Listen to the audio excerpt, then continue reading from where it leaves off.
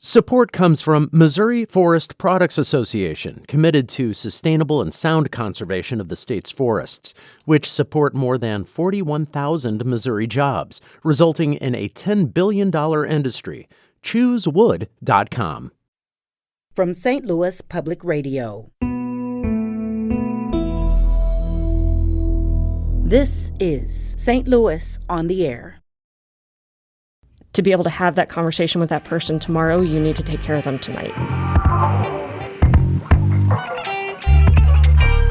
They don't give us bed counts. They don't tell us at the beginning of the night how much availability they have or anything. Gotcha. I'm 6 hours into my shift, and I can't tell you how many times I've said that tonight.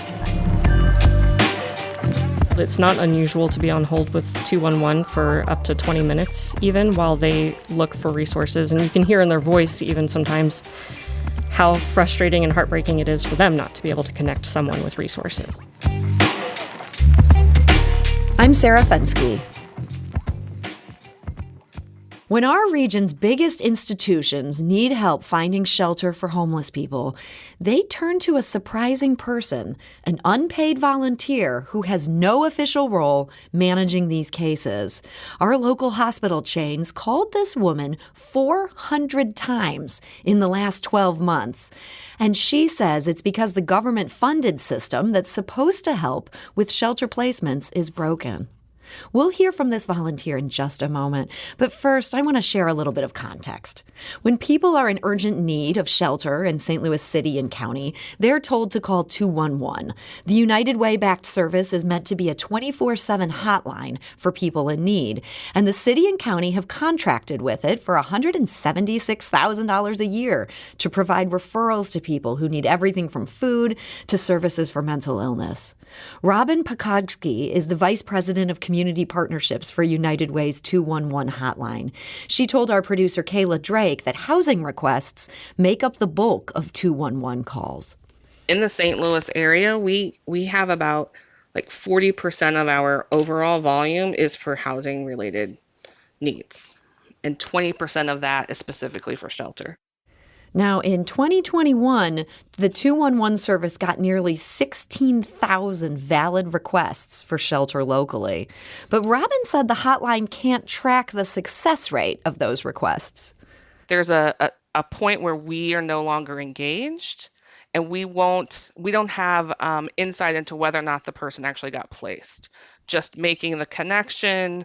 We've opened up the way, so to speak, for someone to be into the shelter, but we don't know if they actually showed up or something happened.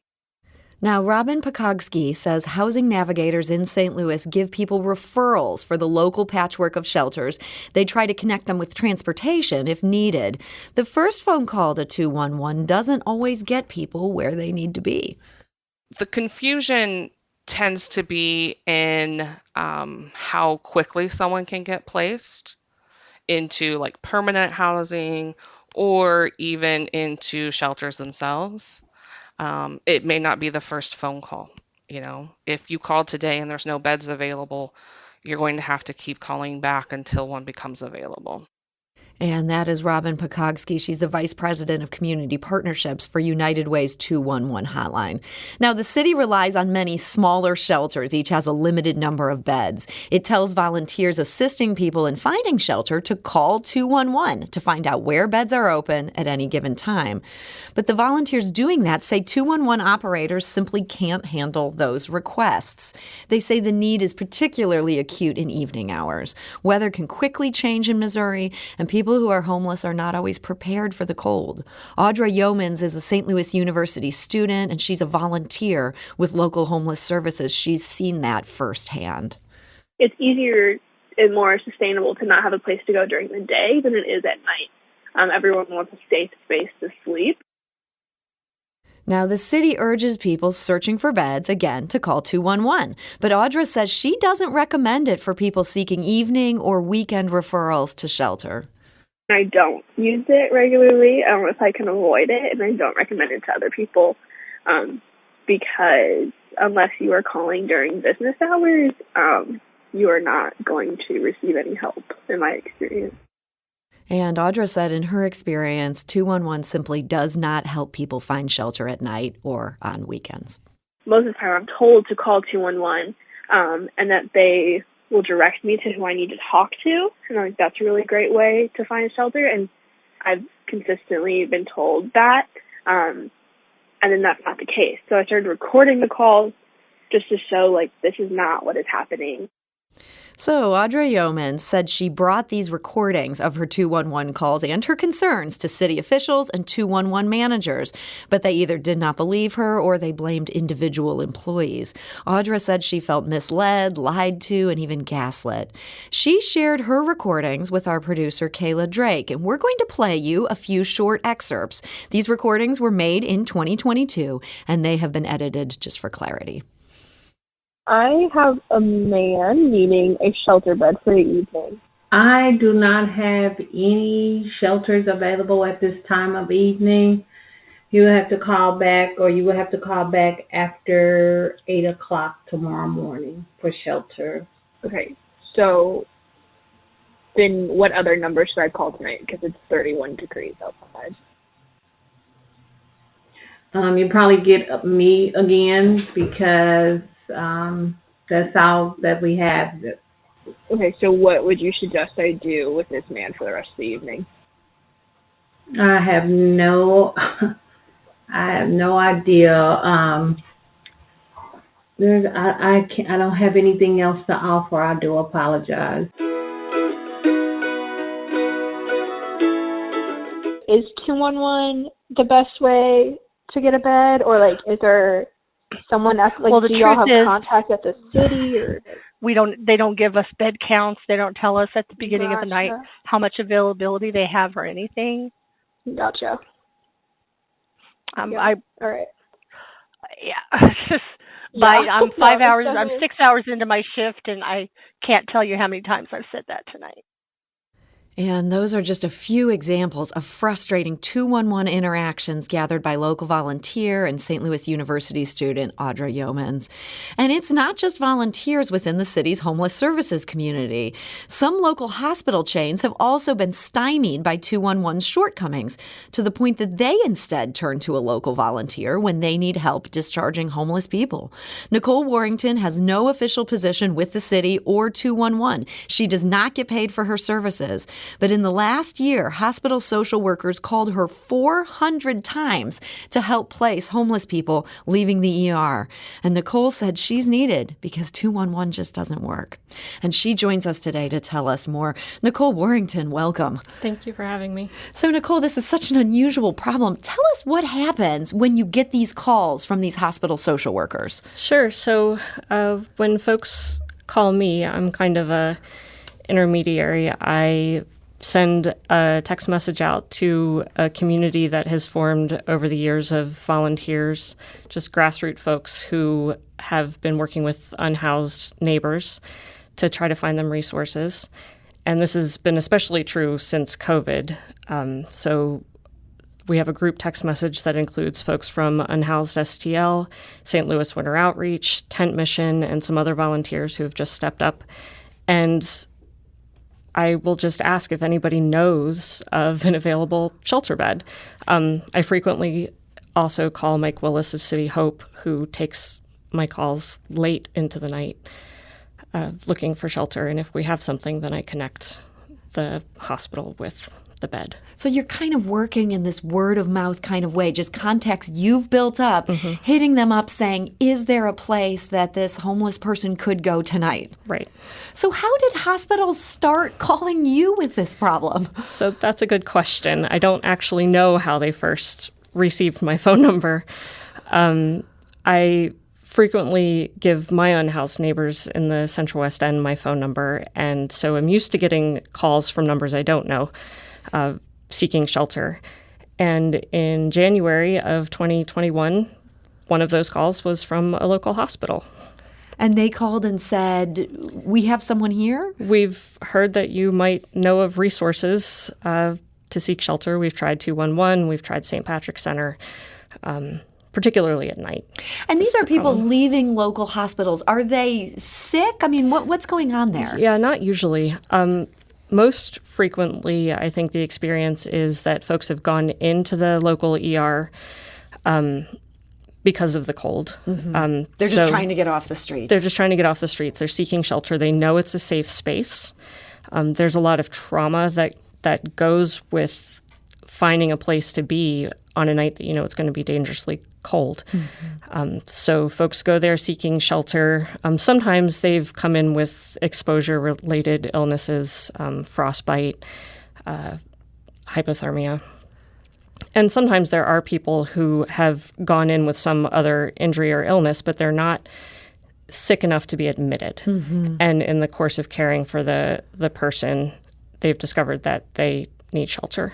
And so the hospital, they need to discharge this person, but they can't just put them back on the street. You wouldn't want them to put them back on the street. Yeah. And they don't want to put them on the street. Yeah. But so why can't they just call 211?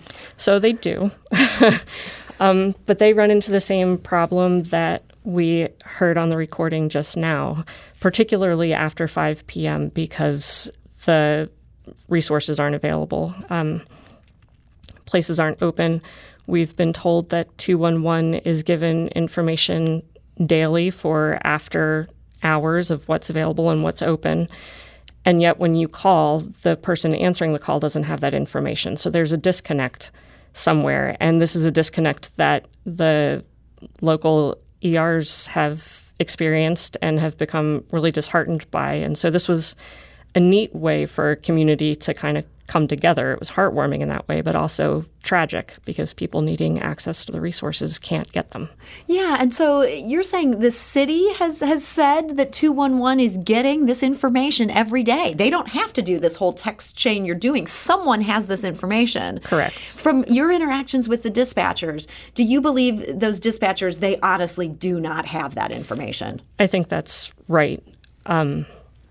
We've been on hold. It's not unusual to be on hold with 211 for up to 20 minutes even while they look for resources. And you can hear in their voice even sometimes how frustrating and heartbreaking it is for them not to be able to connect someone with resources. Yeah, I mean, it was interesting to hear that woman say, I've gotten so many calls tonight, I just can't help you. There's some sort of logjam, and we know that Audra Yeomans tried to talk to people in the city, tried to talk to people at 211. Has anybody reached out from either of those places to ask you about your experiences? No.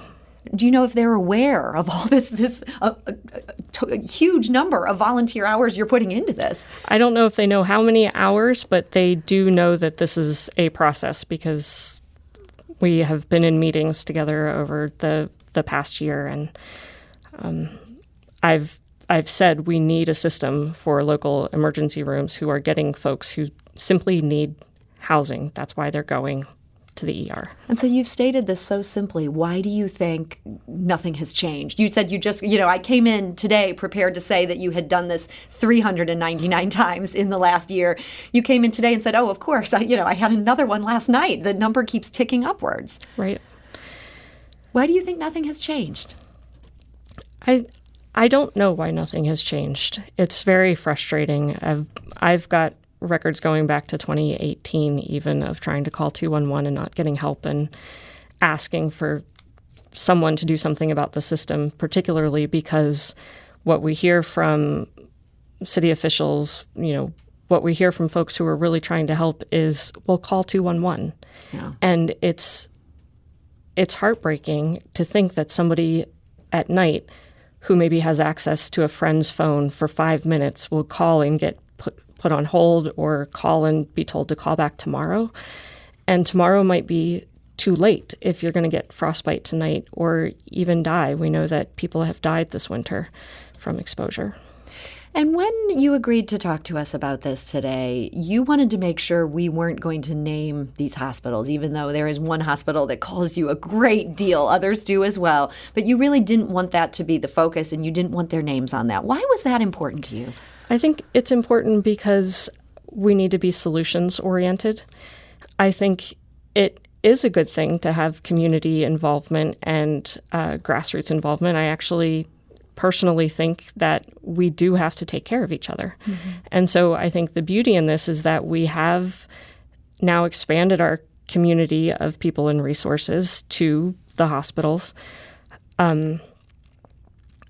But I also know that there's lots of red tape, and not everyone would be in support of hospitals calling a rather random, unpaid volunteer to find resources.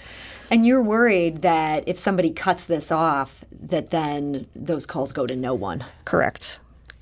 And we've been able to place at least half of people from these calls into shelter. Your system works. It's just at what cost? I mean, when I'm thinking of 400 calls over the past year, do you feel almost hamstrung? Like, you can't go to a movie. What if one of these calls comes in? Yeah, there have been a few times, particularly on the coldest nights, when I'll sort of message the network of folks who call me and say, I am out of commission for the next 90 minutes. I will respond to texts or calls afterwards. Because there's such a big burden on you. Right. There's just such a need. There's such a need with no viable resource or response.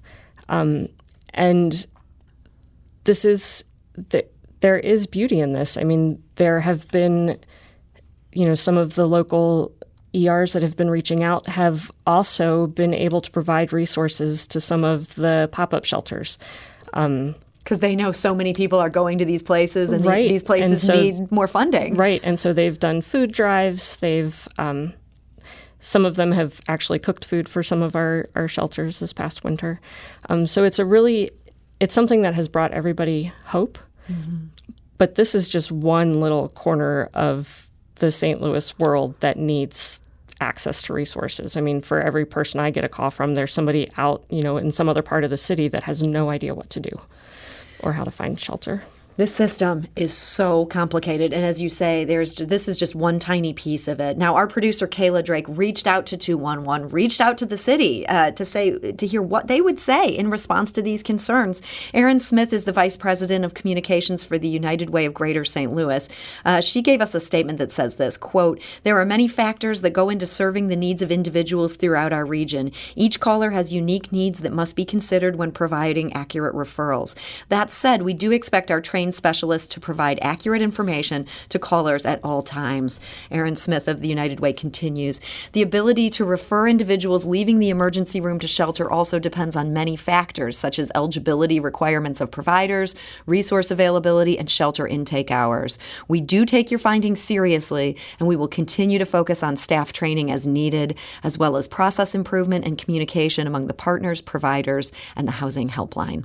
And the city said this in a statement, quote, "Concerns expressed by the community are investigated and discussed with contracted entities or partners to address such matters. DHS, the city department, works to improve the systems of care for the most vulnerable through addressing any concerns raised and leveraging relationships to strengthen the safety net of services."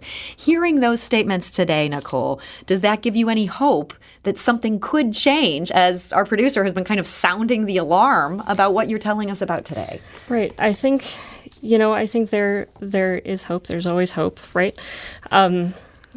And there is a new administration in, and a new director of human services. And, I think we started at a rough period with this.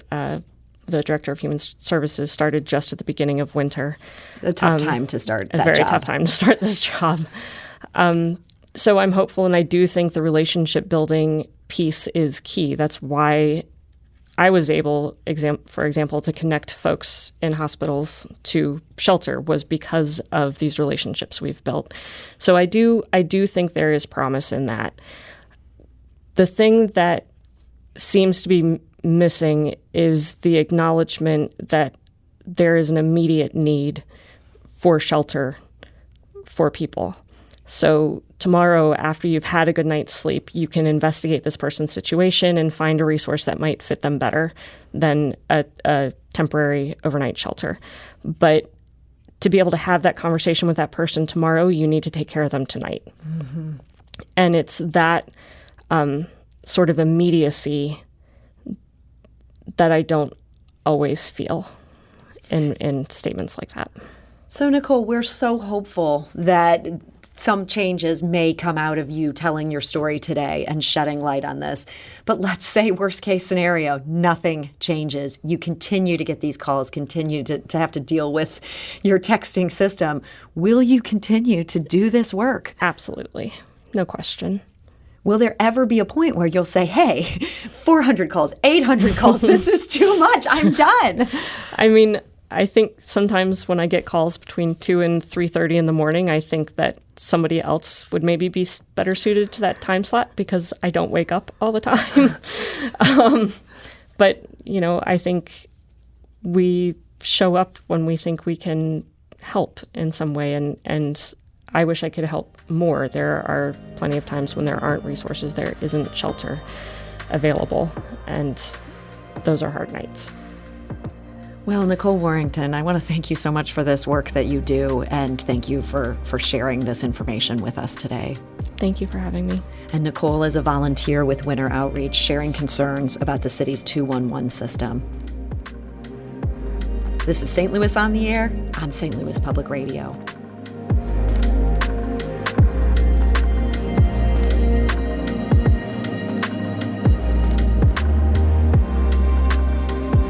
This episode was produced by Kayla Drake with audio engineering and podcast design by Aaron Dorr. Our executive producer is Alex Hoyer. St. Louis on the Air is a production of St. Louis Public Radio. Understanding starts here. If you learned something new from today's episode, consider leaving us a review and rating on Apple Podcasts on the App Store. It's the easiest way to help people discover our show. We appreciate it. Thank you. St. Louis Public Radio is a member-supported service of the University of Missouri, St. Louis.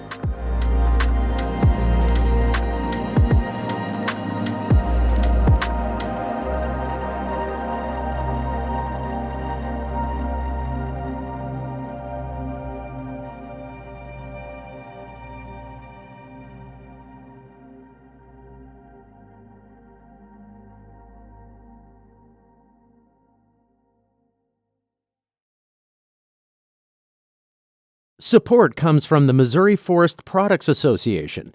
Missouri produces wood pallets, railroad ties, white oak barrels, hardwood floors, and more. Details on the variety of products made in the state are at choosewood.com.